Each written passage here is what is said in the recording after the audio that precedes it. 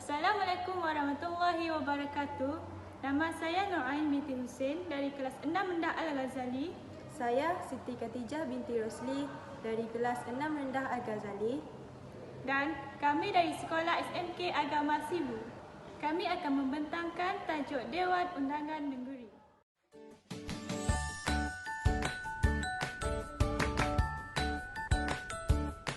Dewan Undangan Negeri.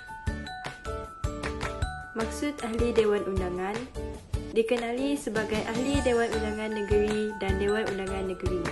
Dilantik mengikut Perlembagaan Persekutuan, ADUN akan dikekalkan selama 5 tahun sekiranya tidak dibubarkan dalam jangka masa tersebut.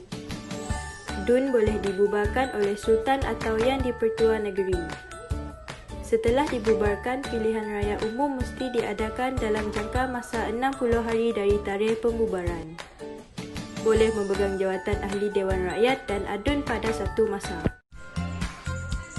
Fungsi ADUN dan anggota undangan negeri: menjaga hak perlembagaan negeri dan rakyat seperti yang diperuntukkan oleh Perlembagaan Negeri, mempertimbangkan jenis dan kebaikan perundangan yang dibawa kepada DUN serta mencadangkan pindaan bersesuaian bagaimana difikirkan perlu, meluluskan perbekalan dan memeriksa akaun awam untuk memastikan wang awam dibelanja mengikut kelulusan parlimen dan mengikut kepentingan pembayar cukai, memberi hikmat kepada kerajaan eksekutif dan menjadi arena tumpuan bagi memeriksa dan mengkritik dasar-dasar dan pelaksanaan rancangan-rancangan kerajaan, mewakili rakyat melalui sidang DUN dan forum yang disediakan untuk wakil rakyat menyuarakan pendapat, membangkitkan perkara-perkara yang mempunyai kepentingan awam, berbincang secara terbuka terhadap isu-isu yang menjadi tumpuan rungutan atau masalah rakyat, melantik jawatan kuasa untuk penyiasatan melalui pembicaraan awam dan laporan-laporan.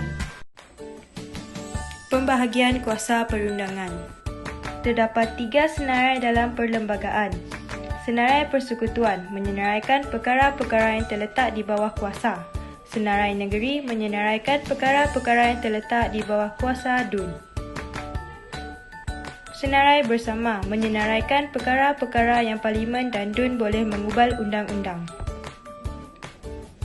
Senarai Persekutuan, perjanjian antarabangsa, pertahanan, keselamatan dalam negeri, rahsia rasmi, undang-undang Islam, kewangan, perdagangan dan perindustrian, pelancongan, keselamatan sosial, undang-undang dan tata cara sivil dan jenayah termasuk bidang kuasa dan kuasa mahkamah. Senarai Negeri mewujudkan mahkamah syariah, tanah, pertanian dan hutan, kerajaan tempatan, pihak berkuasa tempatan, pasar dan pelesenan teater, kerja raya negeri dan air, serta cuti negeri.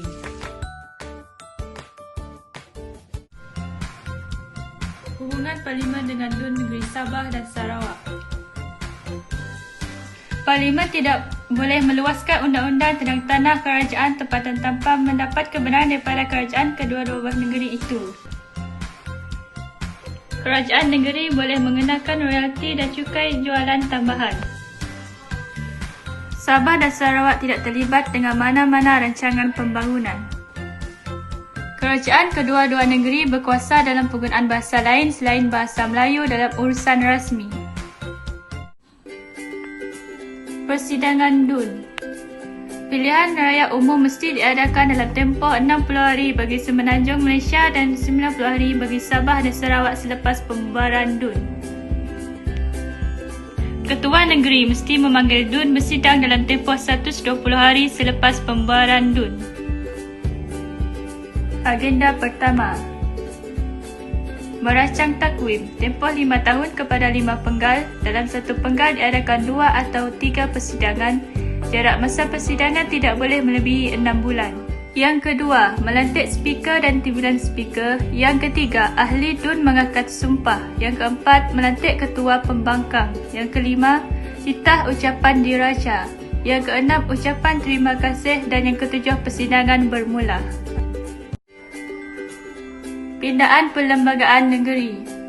Yang pertama, sokongan majoriti 2/3 ahli DUN dan perkenan Raja atau Sultan YDP dan YDPN. Yang pertama, hak-hak dan kedaulatan raja. Yang kedua, keistimewaan DUN. Yang ketiga, kuasa pengampunan raja. Yang kedua, sokongan majoriti 2/3 ahli DUN. Yang pertama, bentuk sumpah dan ikrar. Yang kedua, pemilihan 2 orang ahli DUN sebagai senator. Yang ketiga, bilangan kerusi pilihan raya kawasan DUN.